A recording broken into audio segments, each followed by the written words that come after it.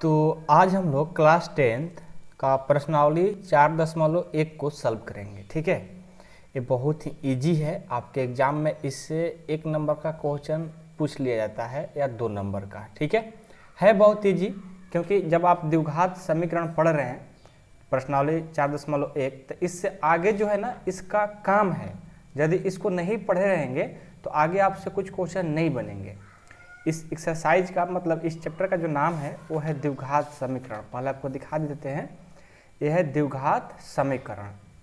तब प्रश्नावली जो आपका 4.1 है, इससे पढ़ने से पहले आपको द्विघात समीकरण किसको कहते हैं ये जानना बहुत जरूरी है। ठीक है, तो हम आपको पहले द्विघात समीकरण का परिभाषा बताएंगे या किसको कहते हैं, फार्मूला क्या होता है, और उसके बाद इसको सॉल्व करेंगे।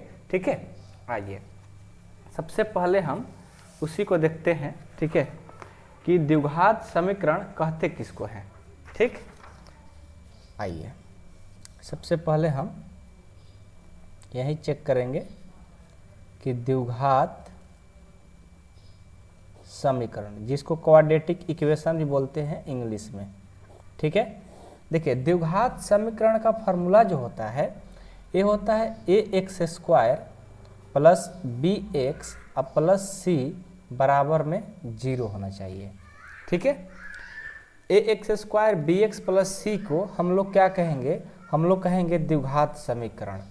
लेकिन यहाँ पर एक शर्त है कि a का वैल्यू 0 नहीं होना चाहिए। ठीक है, ये याद रखिएगा, ax² bx प्लस c बराबर 0 उसको हम द्विघात समीकरण कहेंगे। लेकिन a का कभी भी मान 0 नहीं होना चाहिए। यदि a का मान यहाँ पर 0 हो जाएगा समझिए सब गलत हो जाएगा। भले ही आपका b का मान 0 हो जाए कोई दिक्कत नहीं, c का मान 0 हो जाए कोई दिक्कत नहीं, लेकिन यहाँ पर a का मान 0 कभी नहीं होना चाहिए। समझ में आया? तो हमेशा इसे याद रखिएगा, और यही हमारा द्विघात समीकरण, इसी पर पूरा हमारा क्वेश्चन बनने वाला है।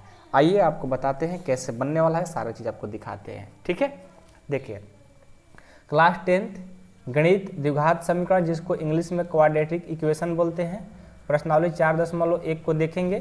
फर्स्ट क्वेश्चन कह रहा है कि जांच कीजिए कि क्या निम्न द्विघात समीकरण है। इसमें से बहुत सारा क्वेश्चन आपके बुक में आपने देखा कि बहुत सारा क्वेश्चन है, उसको चेक करना है कि द्विघात समीकरण है कि नहीं है। ठीक है, चलिए हम इसको सॉल्व करके देखते हैं कैसे। देखो पहला है कि x प्लस 1 का होल स्क्वायर प्लस बराबर 2 × x - 3 ये दिया गया है। तो इसको पहले कैसे बताएंगे कि द्विघात समीकरण है, तो पहले इसको सॉल्व करेंगे। ठीक है, तो सॉल्व करने से पहले देखो a प्लस b का होल स्क्वायर पर बन जाएगा, क्योंकि आप लोग पढ़े हैं ना कि a प्लस b का होल स्क्वायर का फार्मूला होता है a² plus 2ab plus b²। इसको a मान लीजिए, इसको b, a प्लस b हो जाएगा। a प्लस b के होल स्क्वायर पर इसको तोड़ दीजिए। a का स्क्वायर यानी x का स्क्वायर, x का स्क्वायर, यहाँ बीच में बराबर का साइन है ना, तो यहाँ पर इम्प्लाई डेट का साइन देना जरूरी है। तो x² प्लस 2ab होता है, तो 2a का मान x और b का मान 1, अब प्लस b² यानी 1 का स्क्वायर हो जाएगा। बराबर में ये 2 इसमें गुना कर रहे हैं, 2 से x करेंगे 2x, 2 से 3 से करेंगे -6 हो गया। ठीक है, अब क्या करेंगे, देखो x के पावर 2 यानी x², 2 ले x ले 1 ले गुना करेंगे कितना होगा 2x होगा, प्लस 1 का स्क्वायर करेंगे 1 होगा, बराबर में 2x - 6।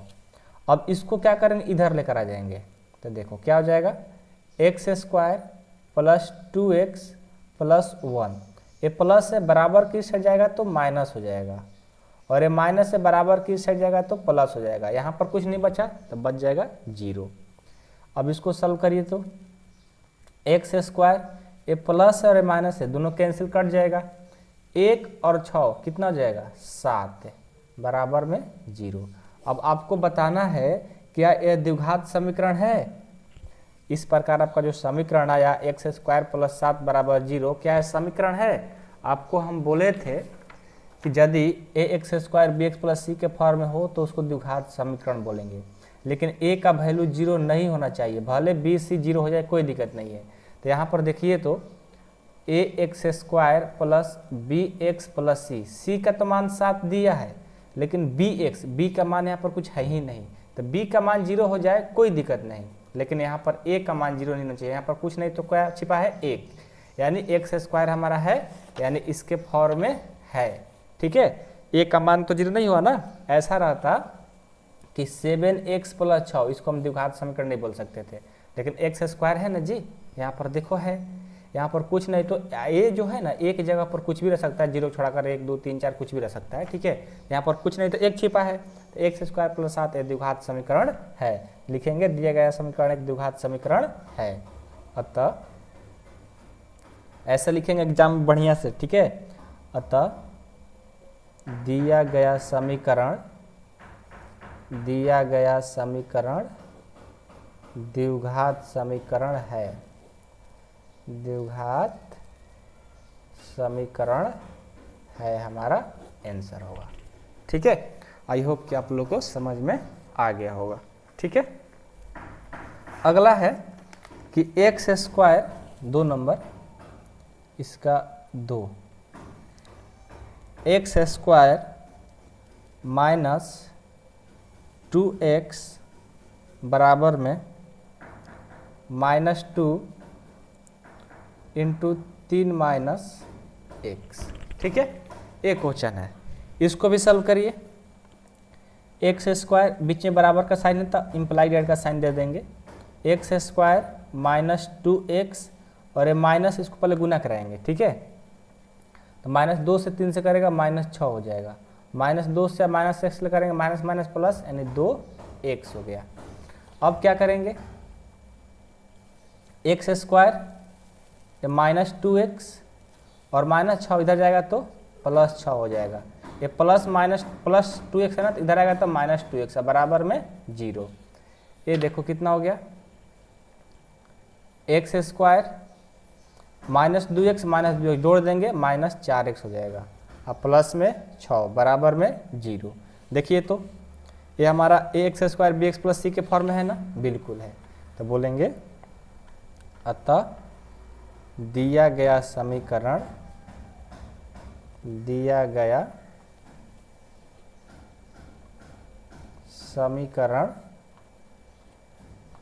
द्विघात, अच्छा गलती नहीं लिख रहे हैं ना, हाँ ठीक है, दिया गया समीकरण द्विघात समीकरण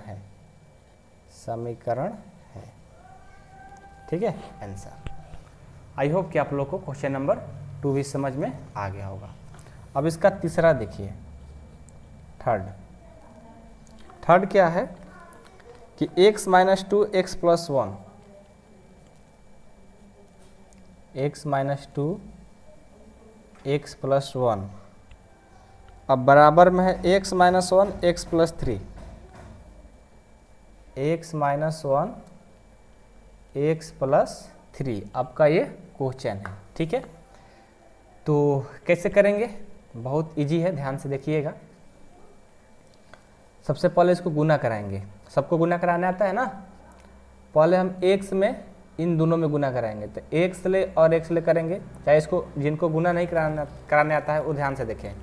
हमको x में इन दोनों में गुना करना है, तो ऐसे कर लो, x लिख लो और इन दोनों में गुना करा दो, x + 1, फिर -2 है ना, तो -2 और इन दोनों में गुना करा दो, x + 1 बराबर x लेंगे तो इन दोनों में गुना करा देंगे, x + 3, -1 लेंगे तो हो जाएगा x + 3, ऐसे करने का सबको ना।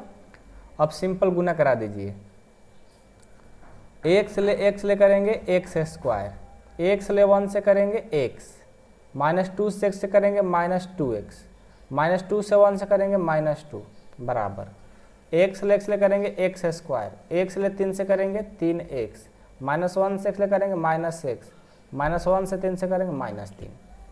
अब देखो तो यहाँ भी x² है, यहाँ भी x², जब दोनों जगह बराबर में रहता है, एक ही चीज़ रहता है तो क्या होता है, कट जाता है। और क्या कट सकता है, अब कुछ नहीं, तो ये x है और ये -2x है और ये -2 है, ये प्लस इधर जाएगा तो माइनस, और ये माइनस इधर जाएगा तो प्लस, और ये माइनस इधर जाएगा तो प्लस बराबर में 0। अब इसको सॉल्व कर लो। x माइनस 2x घट जाएगा, माइनस x हो जाएगा और माइनस x जोड़ेंगे तो ये हो जाएगा माइनस 4x और x घटा देंगे तो माइनस 3x आ जाएगा। ठीक है, माइनस 3x आ जाएगा। और ये 2 है और ये 3 है, ये घटेगा ना तो प्लस 1 आ जाएगा बराबर में 0। अभी बताइए तो ax² plus bx plus c बराबर 0 इसके फॉर्म में है क्या? यही वाला नहीं है मेन चीज़। और जब यही नहीं रहता तो कभी हो सकता है द्विघात समीकरण नहीं हो सकता, तो क्या बोलेंगे? अतः दिया गया समीकरण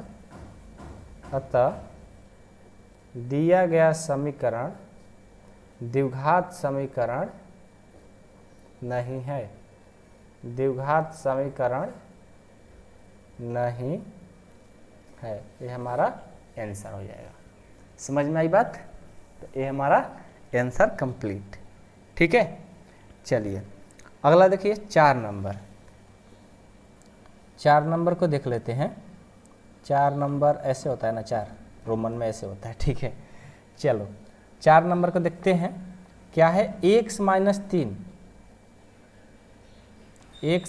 3 और 2x plus 1, x minus 3 2x plus 1 बराबर में x प्लस 5 है। ठीक है, पहले इसको गुना कराएंगे, कराइए। x लेंगे तो इन दोनों से गुना करा देंगे, x इंटू 2x प्लस 1। फिर माइनस 3 लेंगे, इन दोनों से करा देंगे 2x प्लस 1 बराबर में x तो जेम कहते हुए रखेंगे क्योंकि इसमें कोई गुना कराने की जरूरत है नहीं। अगला स्टेप में सबको गुना कराएंगे। x ले 2x ले करेंगे 2x², x ले 1 से करेंगे x, माइनस 3 से 2x ले करेंगे माइनस 6x, माइनस 3 से 1 से करेंगे माइनस 3, x ले करेंगे x², x ले 5 ले करेंगे 5x। अब इनको उठाकर सब इधर लाएंगे, क्या हो जाएगा? 2x² plus x minus 6x minus 3, ये प्लस है ना, इधर आएगा तो माइनस हो जाएगा, ये प्लस इधर जाएगा तो माइनस हो जाएगा बराबर में 0। अब घटा दो, 2x² में से माइनस x² जाएगा तो x² आएगा, x में से माइनस 6x जाएगा तो माइनस 5x और ये माइनस 5x कितना हो जाएगा? Minus 10x। ये माइनस 3 और कोई ऐसा है नहीं है तो माइनस 3 बराबर में 0।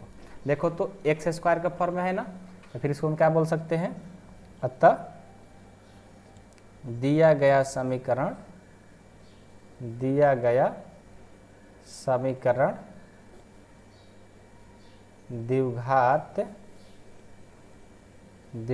समीकरण है।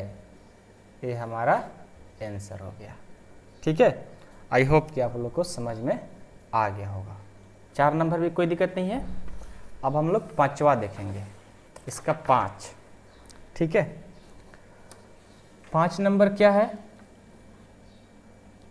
5 नंबर है आपका बुक में देखिए 2x minus 1, 2x minus 1 x minus 3 बराबर x प्लस 5 x माइनस 1।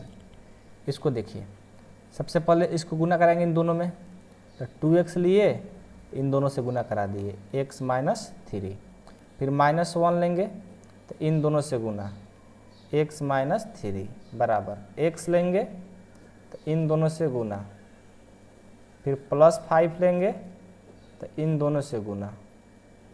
ठीक है, अब देखो 2x ले x ले करेंगे 2x², 2 से माइनस 3 से करेंगे 6x, माइनस 1 से x ले करेंगे माइनस x, माइनस 1 से माइनस 3 से करेंगे प्लस 3 हो जाएगा बराबर में x ले करेंगे x², x ले माइनस 1 से करेंगे माइनस x, 5 ले और x ले करेंगे 5x, 5 ले माइनस 1 से करेंगे 5।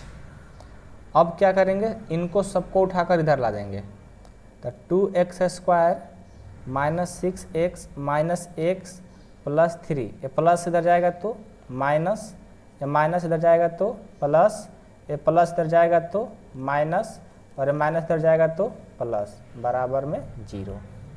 अब क्या होगा देखो, 2x² में से x² घटाएंगे, ये आएगा x², माइनस 6x और x माइनस 7x, 7x में से x घट जाएगा तो माइनस 6x, अब माइनस 6x अब माइनस 5x, ये हो जाएगा माइनस 11x। ठीक है, ये 3 अब 5 8 हो जाएगा, बराबर में 0। देखो x² के फॉर्म में है ना, यानी यहाँ भी क्या बोलेंगे कि दिया गया समीकरण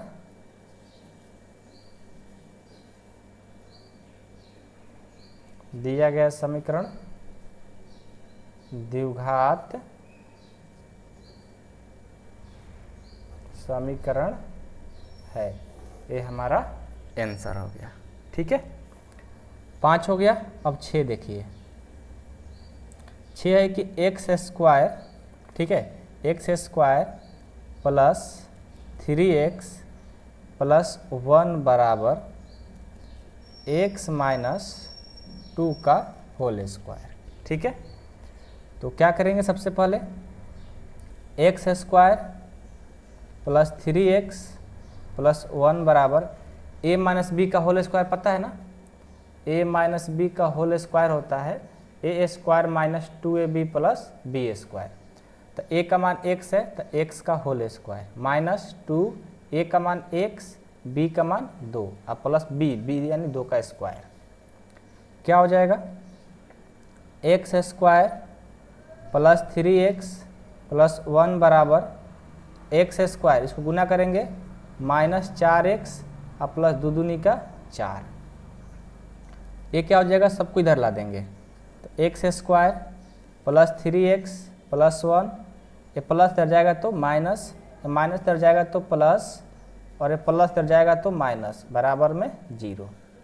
ये माइनस प्लस कैंसिल, 3x और 4x यानी 7x, 1 और माइनस 4 है माइनस 3, बराबर में 0। x² के फॉर्म में आया, नहीं आया, तो नहीं आया तो क्या बोलेंगे, अतः दिया गया समीकरण, अतः दिया गया समीकरण द्विघात समीकरण नहीं है, द्विघात समीकरण नहीं है हमारा आंसर। ठीक है, चलिए 7 नंबर को भी देख लिया जाए, जल्दी से इसको ख़त्म कर दिया जाए। ठीक है, बहुत इजी है। 7 नंबर में है कि x प्लस 2 का होल क्यूब अब बराबर में 2x x² माइनस 1। ठीक है, एक क्वेश्चन है, तो इसको क्या करेंगे, a प्लस बी का होल स्क्वायर तो याद करना जरूरी है, याद कर लो, नहीं याद है तो ठीक है। a प्लस बी का होल क्यूब होता है a³ plus b³ plus 3a² b अब प्लस 3ab²। तो इसको a इसको b करके तोड़ दो, क्या हो जाएगा, देखो x है ना तो a³ प्लस b³ यानी 2 का होल क्यूब प्लस 3a² यानी a का मान x है तो x का होल स्क्वायर इंटू b अब प्लस 3a, तो a का मान x और b का होल स्क्वायर, b का मान 2 का होल स्क्वायर कर देंगे, बराबर इसको क्या करेंगे, इसमें गुना कर देंगे, 2x ले और x² से करेंगे 2x³, 2x ले माइनस 1 से करेंगे माइनस 2x। अब देखो ये हो जाएगा x³ 2 के पावर 3 यानी 8 हो जाएगा, 3 दूनी 6, x² है तो x² हो गया, 2 दूनी के 4 से 12 x हो जाएगा, और ये प्लस इधर जाएगा तो माइनस, और ये माइनस इधर जाएगा तो प्लस, बराबर में 0। ठीक है, कोई दिक्कत नहीं है किसी को। अब चलो यहाँ पर 2x³ में से x³ घटेगा तो क्या आएगा, माइनस x³ आएगा।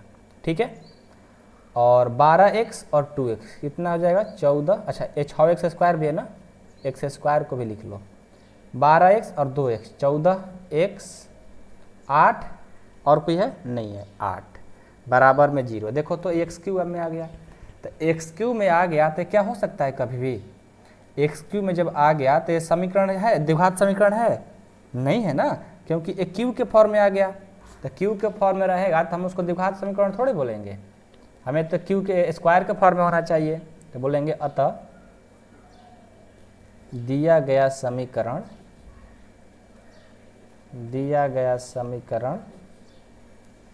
द्विघात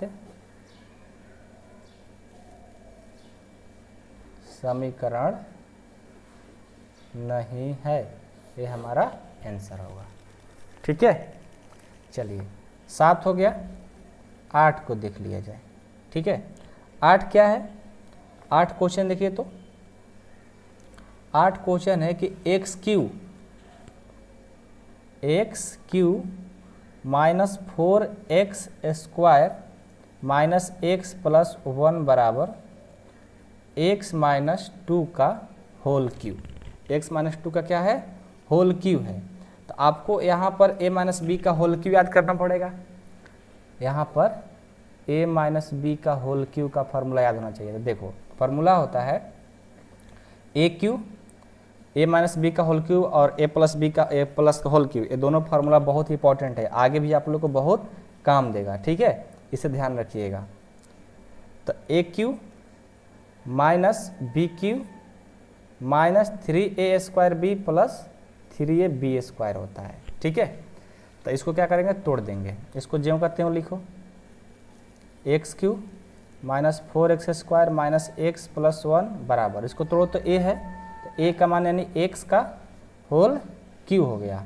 ठीक है, अब माइनस b यानी 2 है, 2 का होल क्यू हो गया, माइनस 3 a का मान x और b का मान एक्स स्क्वायर है ना, तो x का स्क्वायर और b का मान 2, और प्लस 3 a का मान x और b का मान 2 का होल क्यू। ठीक है, अब क्या करेंगे, x का Q minus 4x square minus x और प्लस 1, x का होल क्यू कितना हो जाएगा, एक्स क्यू, और 2 का होल क्यू कितना हो जाएगा 8, और 3 दूनी 6 का एक्स स्क्वायर, और 2 के पावर 3 कितना 8 हो जाएगा ना, 8 होगा ना, 2 के पावर 2 होगा यार, क्यू नहीं, 2 के पावर 2। ठीक है, 2 के पावर 2 4, 4 3 12 हो जाएगा, 12 एक्स हो जाएगा, इतना आ गया। अब इन सभी को इधर ला दो, तो x Q minus 4x square minus x plus 1, ये क्या हो जाएगा, माइनस प्लस है ना, तो माइनस एक्स क्यू, ये माइनस तो प्लस, ये माइनस तो प्लस, और ये प्लस तो माइनस, बराबर में 0। देखो माइनस प्लस क्यू वाला कट गया, 4x स्क्वायर और प्लस 6x स्क्वायर घटेगा तो 2x स्क्वायर आ जाएगा, और माइनस 1 और माइनस 12x, ये हो जाएगा 13x, 8 और 1 9। देखो तो स्क्वायर के फॉर्म में आ गया, तो स्क्वायर के फॉर्म में आ गया तो क्या बोलेंगे, अतः दिया गया समीकरण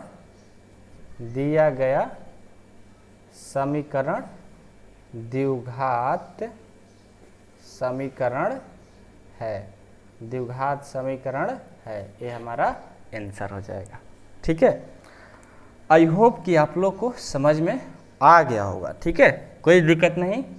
अब हम चलेंगे, अब हमारा जो क्वेश्चन नंबर 2 से स्टार्ट होता है वो क्वेश्चन बहुत ही इंपॉर्टेंट है और उसी को ध्यान से करना होगा। ठीक है, क्या है, पढ़िए एक बार, पढ़कर देखिए क्या है क्वेश्चन में, कि निम्न स्थितियों को द्विघात समीकरण के रूप में निरूपित करना है। यहाँ पर x y z का कुछ मान नहीं निकालना है, बल्कि सिर्फ द्विघात समीकरण रूप में निरूपित कर देना है।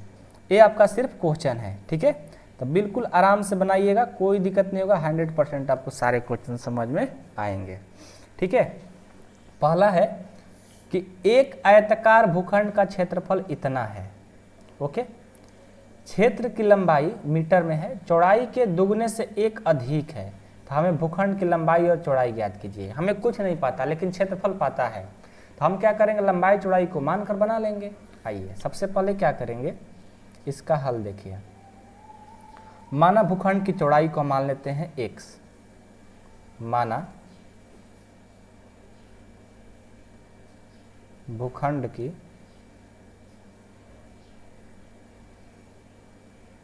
माना भूखंड की चौड़ाई x मीटर, भूखंड की चौड़ाई को हमने क्या माना x मीटर, तो भूखंड की लंबाई कितना हो जाएगा, इसलिए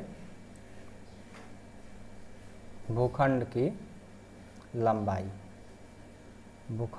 लंबाई देखो पढ़ो यहाँ पर कह रहा है कि लंबाई मीटर में चौड़ाई के दुगने से एक अधिक है, मतलब चौड़ाई मान लो x है तो इसका लंबाई क्या हो रहा है, लंबाई जो है चौड़ाई के दुगना, मतलब इसमें 2 से गुना कर दो और कितना अधिक, एक अधिक, तो 2x + 1 हो जाएगा। मतलब चौड़ाई से, चौड़ाई x हमने माना तो लंबाई क्या हो जा रहा है, चौड़ाई से इसका 2 गुना, तो 2 से गुना कर देंगे, एक अधिक तो एक इसमें जोड़ देंगे, तो यानी चौड़ाई इतना लंबाई इतना हो जा रहा है। इस बात को समझो, ठीक है, समझ में आया ना, कोई दिक्कत नहीं।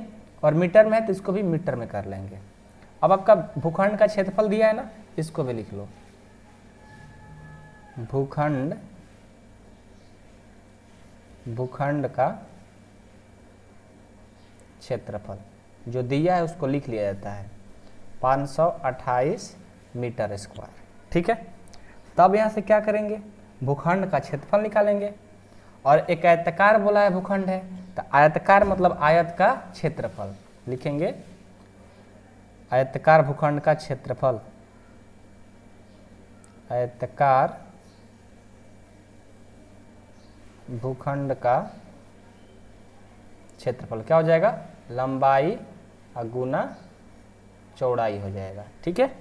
और आयताकार भूखंड का क्षेत्रफल कितना दिया है, 528, और लंबाई कितना, x नहीं, लंबाई 2x + 1 है ना, 2x, इसको ऐसे लिख लो, 528 बराबर 2x + 1 इंटू चौड़ाई कितना, x दिया है, बीच में बराबर का साइन आएगा तो यहाँ पर इम्प्लाई डेट का साइन देना जरूरी है।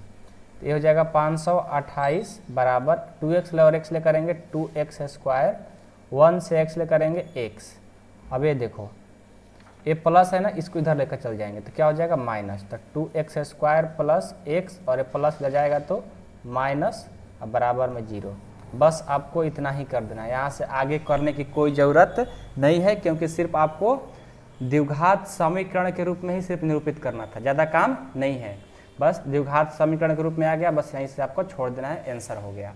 और यदि यही बताता, पूछता कि इसका चौड़ाई और लंबाई ज्ञात कीजिए, तो हम क्या करते, इसको गुणनखंड करके x का मान निकाल करके फिर हम बता देते। लेकिन आपका ज़्यादा काम नहीं है, बहुत हल्का काम है कि इसका बस निरूपित कर देना है द्विघात समीकरण में, जो कि हमने कर दिया, बस आपका काम इतना ही है। तो ये भी क्वेश्चन कंप्लीट। अब इसका दूसरा देखिए, कह रहा है कि 2 क्रमागत धनात्मक पूर्णांकों का गुणनफल 306 है, तो हमें पूर्णांकों को ज्ञात करना है, बस आपको द्विघात समीकरण के रूप में ले जाकर छोड़ देना, ज़्यादा काम नहीं करना है, ठीक है, ये भी ख्याल रखिए, क्योंकि आपके प्रश्न में पहले डिस्क्लेमर मार दिया गया है। तो 2 पूर्णांक, तो पहला पूर्णांक को x मान लेंगे और दूसरा पूर्णांक को क्या मान लेंगे, x + 1, लगातार हो जाएगा। चलो माना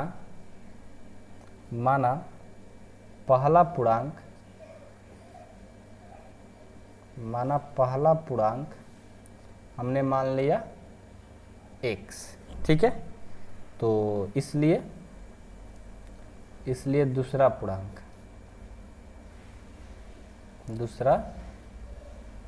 क्या हो जाएगा, लगातार मानना है ना, तो x + 1 हो जाएगा। और दोनों का गुणनफल कितना दिया है, 306, अतः लिखेंगे, अतः इसका जो गुणनफल है वो कितना दिया है, 306, ठीक है। तो प्रश्नानुसार, प्रश्न से क्या है कि दोनों का गुणनफल, यानी गुणनफल बराबर, दोनों का गुणनफल क्या हो जाएगा, x गुना x + 1, गुणनफल है 306 बराबर x ले x² x ले 1 से x। अब क्या करेंगे, बीच में बराबर का साइन है तो यहाँ इम्प्लाई डेट का साइन देना जरूरी है, ठीक है। अब क्या करते हैं, ये प्लस है ना, इसको उठाकर इधर लेकर आ जाते हैं, तो x² + x, ये प्लस इधर जाएगा तो माइनस, अब बराबर में 0। देखो x² द्विघात समीकरण के रूप में आ गया, और यही हमारा आंसर हो गया, ठीक है। आई होप कि आप लोग को ये भी समझ में आ गया होगा, ठीक है। यदि आपसे बोलता कि इसको आपको क्या करना है, वो कौन कौन पूर्णांक है, तो इसके हम क्या करते हैं, गुणनखंड निकाल करके बना सकते थे। ठीक है, चलिए उतना काम करना नहीं है, आपको आधा ही काम करना है, ज़्यादा काम करने की जरूरत है ही नहीं। ठीक, अब चलिए 3 नंबर, रोहन की माँ उससे 26 वर्ष बड़ी है, उनकी वायु वर्षों का गुणनफल अब 3 वर्ष पश्चात इतना हो जाएगी, तो रोहन की वर्तमान आयु ज्ञात कीजिए। आपको सिर्फ क्या करना है, द्विघात समीकरण के रूप में कर देना है। तो हम क्या करेंगे, माना रोहन की आयु x मान लेते हैं, माना रोहन की आयु कितना मान लें, x वर्ष, x वर्ष। ठीक है, इसलिए रोहन की माँ की आयु कितना हो जाएगी, उससे 26 वर्ष बड़ी है, तो x + 26, इसलिए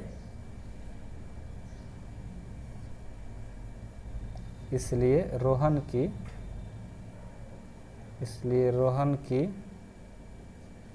माँ की आयु कितना हो जाएगी, x + 26 वर्ष। ठीक है, अब क्या करेंगे, क्या बोला है, 3 वर्ष पश्चात इतना हो जाती है, तो लिखेंगे 3 वर्ष पश्चात मतलब क्या होता है, बाद में, यानी प्लस करेंगे। ठीक है, तो रोहन की आयु कितना हो जाएगी, सबसे पहले तो रोहन की आयु बढ़ेगी, रोहन की आयु कितना, पहले x था, तो अब बाद में क्या हो जाएगा, x + 3। अब उसकी, इसलिए वर्तमान उसकी माँ की आयु, इसलिए रोहन की माँ की वर्तमान आयु बोल रहे हैं, हाँ वर्तमान आयु होगा, क्योंकि माँ की, सॉरी 3 वर्ष पश्चात रोहन की आयु पहले x था, तो x + 3 हो गया। अब रोहन की, इसलिए रोहन की माँ की आयु, वर्तमान आयु नहीं, क्या था, x + 26, तो अब क्या हो जाएगा, 3 वर्ष और बढ़ जाएगा, यानी x + 29 वर्ष आ जाएगा। ठीक है, तब क्या बोल रहा है, इनका गुणनफल कितना हो जा रहा है, 306। लिखेंगे आयु का गुणनफल, आयु का, प्रश्न से लिख लेंगे, आयु का गुणनफल कितना है, x + 3 और x + 29। ठीक है, और इनका गुणनफल कितना दिया गया है, 360, तो ये हो गया 360 बराबर x + 3 x + 29। अब बस इसको गुना करके लिख दीजिए, तो 306 बराबर x ले करेंगे x², x ले 29 ले करेंगे 29x, 3 से और x ले करेंगे 3x, 3 से 29 ले करेंगे, 3 से और 29 ले करेंगे 27, 3 दूनी 6, 6 1 7, कितना 77 हो जाएगा क्या, 9 × 27, 3 दूनी 6 2 8, 87 होगा, 87। अब क्या करेंगे, इसको इधर लेकर चल जाएंगे, तो प्लस है तो माइनस हो जाएगा, तो x² 29 और 3 32x, अब प्लस 87 और प्लस तो हो जाएगा माइनस बराबर में 0। इसको कर दो, x² 32x, 306 में से 87 घटाएंगे कितना आएगा, 273, लेकिन बड़ा का साइन माइनस है, इसलिए -273 बराबर में 0 आपका आंसर हो गया। समझ में आया, बस इतना ही आपको करना था, आगे कुछ करने की जरूरत है ही नहीं। ठीक है, चलिए 3 नंबर भी कंप्लीट। अब 4 नंबर देखिए, बहुत इंपॉर्टेंट है, इस तरह का प्रश्न आपको आगे मिलेगा भी बहुत सॉल्व करने के लिए। एक रेलगाड़ी 480 किलोमीटर की दूरी समान चाल से तय करती है, मतलब एक रेलगाड़ी है जो 480 किलोमीटर की दूरी से समान चाल से चल रही है। यदि इसकी चाल 8 किलोमीटर प्रति घंटा कम होती है तो वह उसी दूरी को तय करने में 3 घंटे अधिक लेती है। तो हमें रेलगाड़ी की चाल ज्ञात करना है, तो आपको चाल नहीं ज्ञात करना है, बस समीकरण ज्ञात करना है। आइए इसको समझाते हैं। पहले हमें पता है कि माना रेलगाड़ी की चाल x, क्योंकि पता नहीं है ना कितना चल रही है, तो हम x मान लेते हैं। माना रेलगाड़ी की चाल, रेलगाड़ी की चाल कितना, x किलोमीटर पर आवर। ठीक है, तो कुल दूरी इसका कितना है, 480 है। कुल दूरी है जो उसको लिख लो कुल दूरी 480 किलोमीटर है।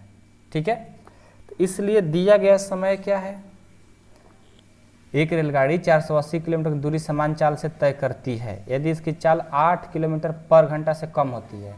तो मान लो यदि रेलगाड़ी की चाल x है और कुल दूरी इतना है, ठीक है, तो इसका क्या हो जाएगा, इसमें कुल लिया गया समय कितना हो जाएगा, चाल बटा कुल दूरी, नहीं दूरी बटा कुल चाल हो जाएगा ना, दूरी बटा कुल चाल। समय का परिभाषा होता है कि दूरी बटा चाल, इसको याद रखिएगा। समय बराबर क्या होता है, दूरी बटा चाल होता है। ठीक है, रेलगाड़ी की चाल x किलोमीटर पर घंटा से है और दूरी इतना है। ठीक है, तब आपसे पूछा जाएगा कि इसमें कितना समय लग रहा है, तो क्या लिखेंगे, देखो, इसलिए लिया गया समय, इसलिए लिया गया समय, समय बराबर दूरी बटा चाल होता है, दूरी है 480 और चाल कितना है, x बटा में x हो जाएगा, इतना हो जाएगा, लिया गया समय इतना। अब क्या हो रहा है कि यदि इसकी चाल अब इतना कम हो जाती है, देखो अब लिखेंगे, यदि इसकी चाल क्या हो रही है, 8 किलोमीटर पर घंटा से कम होती है,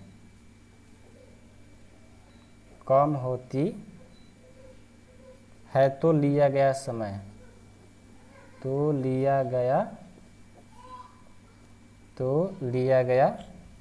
कितना हो जाएगा, टोटल जो दूरी है 480 है, अब क्या हो रहा है 8 किलोमीटर पर घंटा कम होती है, मतलब पहले x था, अब 8 इसमें कम हो जाएगा, x माइनस 8 हो जाएगा।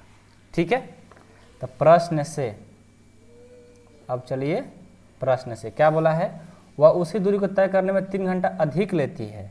अब क्या कर रही है, 3 घंटा अधिक लेती है, तो हमें रेलगाड़ी की चाल ज्ञात करना है, मतलब यही दूरी है, अब उसको तय करने में 3 घंटा ज़्यादा ले रही है, तो क्या करेंगे हम, इसमें से इसको क्या करेंगे माइनस, अब बराबर में 3 घंटा अधिक ले रही है तो बराबर में 3 कर देंगे, तो 480 बटा x माइनस 8 माइनस 480 बटा x कितना अधिक रहे, 3 घंटा, तो 3 कर दिए।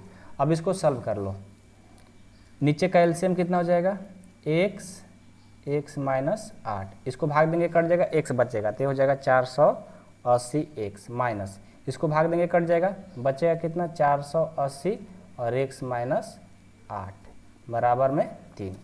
इसको अब करिए, 480 ले और x ले करेंगे 480x होगा और माइनस 480 से 8 से करेंगे, रफ में गुना कर लेते हैं, 480 से 8 से करेंगे 0, 8 8 64 की 4 हासिल 6, 8 चौका 32 और 6 38, ये हो जाएगा 38 40। ठीक है, अब बराबर में क्या हो जाएगा, ये चल जाएगा क्रॉस मल्टीप्लिकेशन गुना कर देगा, तो 3 में इसमें गुना कर देंगे, तो कितना हो जाएगा 3, क्या करें इसको ज्यों का त्यों ही छोड़ दो, यहाँ क्रॉस मल्टीप्लिकेशन नहीं करो, बराबर में 3 है तो बराबर में 3 ही लिख दो। अब बाटा में कितना है x माइनस 8, अब क्रॉस मल्टीप्लिकेशन कर दो, क्या हो जाएगा, और एक साथ में रुको प्लीज वेट, बराबर में 3 है, x को x ले करेंगे तो कितना हो जाएगा, x स्क्वायर हो जाएगा, x ले 8 से करेंगे 8x हो जाएगा, एक हम काम बढ़ा लेते हैं ताकि यहाँ गुना करने में ईजी हो जाएगा। ठीक है, हमने क्या किया, यहाँ तक तो सबको समझ में कोई दिक्कत नहीं है, अब इसको हमने गुना करा दिया और बाकी सब ज्यों करते हुए कर दिया।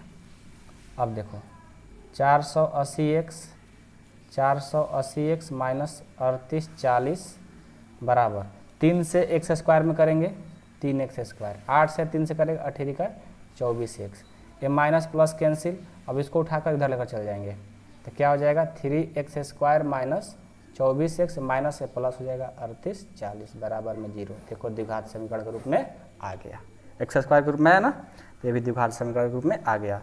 और ये जो क्वेश्चन है ना बहुत इंपॉर्टेंट है, आगे आपको बताना होगा कि उसका चाल क्या है क्या नहीं है, अभी तो सिर्फ द्विघात समीकरण के रूप में करना था ना, इसलिए आप बच गए, लेकिन आगे आपको मिलेगा। तो एक्सरसाइज बहुत ही इजी था। ठीक है, एक्सरसाइज बहुत इजी था, बहुत इजी। द्विघात समीकरण जिनको फार्मूला याद हो गया किसको द्विघात समीकरण बोलते हैं उनके लिए तो बहुत इजी है, बहुत इजी, कोई दिक्कत नहीं होगा। जिनको याद नहीं है उनको बहुत दिक्कत होता है, ठीक है। इसलिए फिर से एक बार देख लीजिए कि a x square b x plus c बराबर 0 जब रहता है उसको हम क्या बोलते हैं, द्विघात समीकरण बोलते हैं, ठीक है।